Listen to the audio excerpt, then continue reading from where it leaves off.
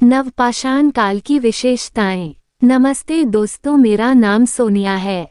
आज हम बात करेंगे नवपाषाण काल में मनुष्य ने किन किन चीजों का आविष्कार कर लिया था। वीडियो पूरी देखें, बहुत मेहनत से वीडियो बनाया है। दोस्तों, अच्छी लगे तो लाइक कर देना। Characteristics of new stone age. यह उत्पादक के रूप में मैन एज फूड प्रोड्यूसर। नवपाषाण काल मनुष्य के जीवन का बहुत महत्वपूर्ण काल था। इस काल में उसने अनेक खोजें की। अब उसके जीवन में सरलता आने लगी थी। इस काल में मनुष्य की प्रमुख उपलब्धियां खाद्य उत्पादन का आरंभ, पशुओं के उपयोग की जानकारी और ग्राम्य जीवन का विकास मानी जाती है। सबसे पहले मनुष्य ने कृषि करना सीखा। इस नई कृषि जीवन पद्धति का एक महत्वपूर्ण परिणाम या जनसंख्या में वृद्धि प्राप्त अवशेषों के आधार पर कहा जा सकता है कि उस समय ग्रामीण बस्तियों का आकार बहुत बड़ा हो गया होगा और जनसंख्या में वृद्धि हो गई होगी। इतिहासकारों का मानना है कि कृषि की कोई भी फसल किसी अन्य फसल की वंशज होती है। नवपाषाण काल के आरंभ में मनुष्य ने गेहूं की वन्य किस्म की उपयोगिता को पहचाना और इसे खेती के योग्य बनाया गया, जिससे कृषिजन्य गेहूं का उद्भव हुआ। आजकल इस विषय पर शोध कार्य हो रहे हैं कि किस प्रकार मनुष्य ने जंगली फसलों को स्वयं खेतों में उगाना आरंभ किया, फिर वे फसलें संसार के विभिन्न क्षेत्रों में कैसे पहुंच गई। यह एक प्राकृतिक प्रक्रिया है, परंतु यह मत दृढ़ता से स्थापित हो चुका है कि वन्य पेड़ पौधों का कृषिजन्य किस्मों से गहरा संबंध है। ये समझा जाता है कि पशुपालन और कृषि विश्व के एक ही स्थान पर आरंभ हुई होगी और यहीं से दूर दराज के क्षेत्रों में पहुंच गई होगी। नवीन शोधों से ये भी ज्ञात होता है कि मानव विश्व के विभिन्न स्थानों पर स्वतंत्र रूप से अपने अपने क्षेत्रों की प्रमुख फसलों के सहारे खाद्य उत्पादन की अवस्था तक पहुंच गया होगा। पशुओं को पालतू बनाने की समस्या के विषय में भी यही बात कही जा सकती है। उदाहरण के लिए, पशु उन्हीं क्षेत्र में पालतू बनाए जा सकते थे जिन क्षेत्रों में उनकी उपलब्धता अधिक हो। अब प्रश्न यह उठता है कि मनुष्य ने कृषि करना पहले आरंभ किया था या पशुपालन। विद्वानों का मानना है शायद ये दोनों प्रक्रियाएं साथ साथ आरंभ हुई होंगी, परंतु ये भी संभव हो सकता है कि पहले पशुपालन आरंभ किया होगा। भारत में सिंध और बलूचिस्तान की सीमा पर कच्छ मैदान में मेहरगढ़ नामक स्थान से कृषि व फसलों का पहला प्रमाण प्राप्त हुआ है। किस क्षेत्र में कृषि कब आरंभ हुई और पहले पशुपालन आरंभ हुआ या कृषि करना, इस विषय में स्रोतों के अभाव के कारण निश्चित रूप से कुछ नहीं कहा जा सकता। वास्तविक बात यह है कि हम नवपाषाण कालीन अर्थव्यवस्था के विषय में बहुत कम जानते हैं। कृषि का आरंभ, स्टार्टिंग ऑफ एग्रीकल्चर। नवपाषाण काल में मनुष्य ने कृषि करनी आरंभ की। यह अनुमान लगाना कठिन है कि मनुष्य ने कृषि का आरंभ कैसे किया। ऐसा माना जाता है कि जब जलवायु में घोर परिवर्तन हो रहे थे तो जंगल समतल भूमि में परिवर्तित होते जा रहे थे। अब मनुष्य ने घास और फलों के बीज इकट्ठे करने आरंभ कर दिए। उसने इन बीजों को सुरक्षित रखने के लिए उन्हें अपने निवास स्थान के पास एक दिन भूमि में गड्ढा खोदकर दबा दिया। वह ऐसा करके भूल गया। कुछ दिनों पश्चात मनुष्य का उस समय आश्चर्य का कोई ठिकाना नहीं रहा जब उसने देखा कि बीज पौधों के रूप में उगाए हैं। वो उन पौधों की रक्षा करने लगा और उनमें पानी आदि डालने लगा। कुछ दिनों पश्चात उन पौधों पर फल लगने लगे। यहीं से विश्व में मनुष्य के द्वारा कृषि करने का आरंभ माना जाता है। कृषि करने के आरंभिक अवशेष पश्चिमी एशिया, ईरान, उत्तरी अफ्रीका तथा मिस्र से प्राप्त हुए हैं। कृषि के द्वारा मनुष्य गेहूं, चावल, जौ, चना, मक्का, दालें तथा विभिन्न प्रकार की सब्जियों व फल आदि उगाता था। कृषि करने से मनुष्य के जीवन में स्थिरता आ गई थी। आरंभ में वह हाथ से कृषि करता था, परंतु धीरे धीरे उसने पशुओं का प्रयोग भी आरंभ कर दिया। पशुपालन, कैटल रियरिंग। नवपाषाण काल में कृषि के साथ साथ मनुष्य के द्वारा पशुपालन भी आवश्यक हो गया।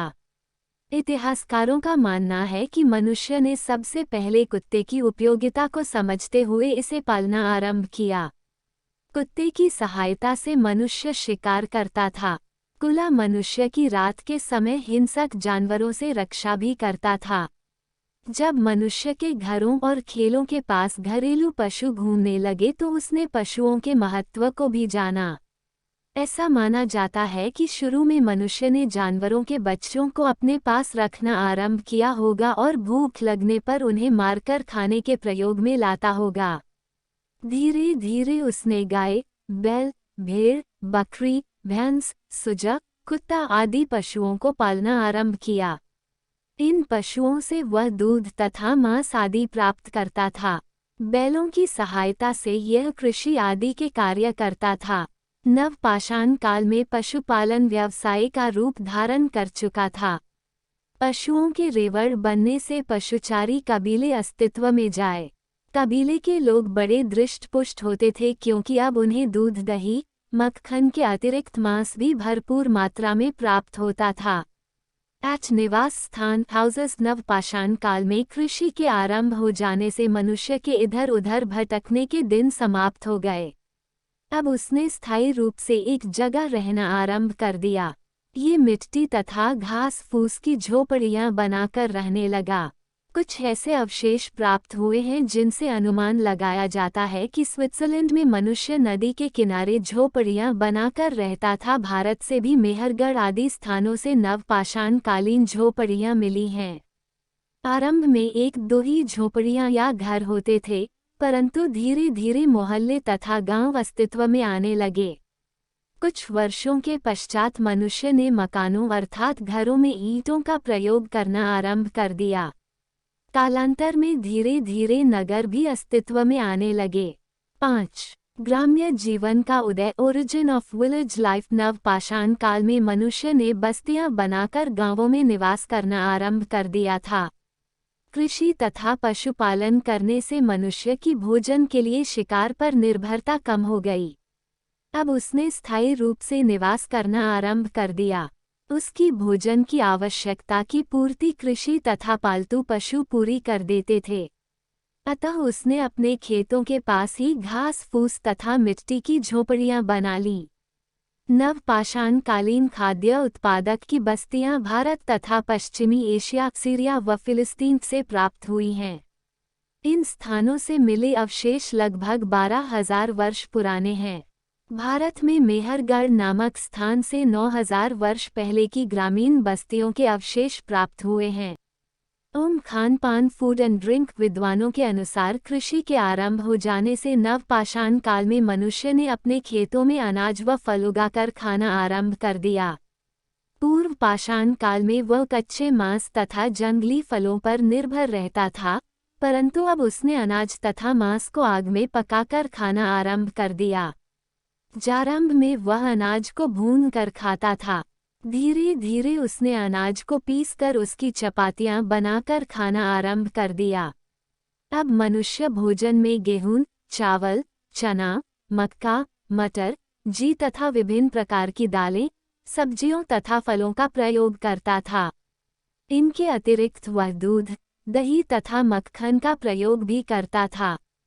धीरे धीरे उसने शराब, मेवे तथा मिठाइयों का प्रयोग भी आरंभ कर दिया। 7. पहिए का आविष्कार डिस्कवरी ऑफ व्हील नवपाषाण काल में मनुष्य का सबसे क्रांतिकारी कदम पहिए का आविष्कार था। पहिए के आविष्कार हो जाने से वह चाक पर मिट्टी के बढ़िया प्रकार के बर्तन बनाने लगा।